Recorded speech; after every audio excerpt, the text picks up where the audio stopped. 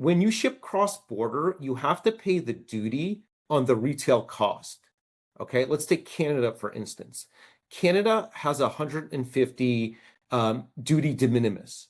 And Canada also has duties and tariffs, and they could be really big. For apparel, it's in the 20s. For electronics, it's double digits as well. So we're talking about pretty big numbers, and you have to pay that on the retail cost. Okay. When you do in country, you're importing it at the manufacturer's cost, at the cost of goods sold. So you're paying, fine, it sucks. You have to pay that 20% duty, but at least you're paying it on the cost of goods sold, the manufacturer's cost versus the retail. Okay, that's one big consideration.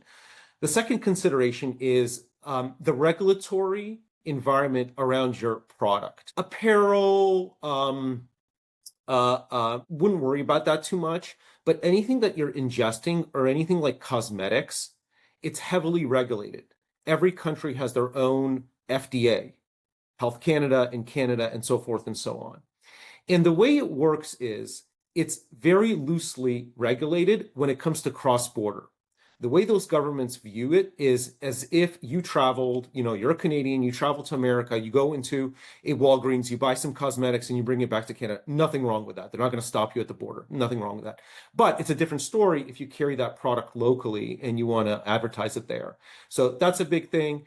Transit times, that's another really big consideration here.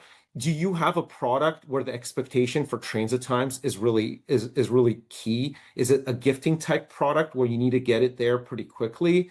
Or is it something where people could wait 5 to 10 days, call it like a subscription box company, right? If the transit times are really important, it's really hard to get affordable transit times cross-border. You kind of have to do in-country enablement. And the last point I'll make on this is channel opportunities. So you can't do TikTok UK. So Sean is talking about UK as a great market. One of the things that makes UK a great market is TikTok Shop. It's just booming there. You can't do TikTok Shop unless you have inventory stored locally.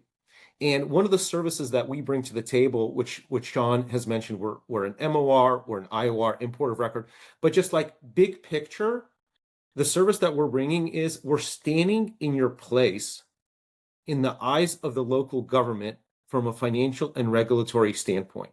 So you're not creating nexus in the country. You don't need to worry about that, collection or filing or anything like that.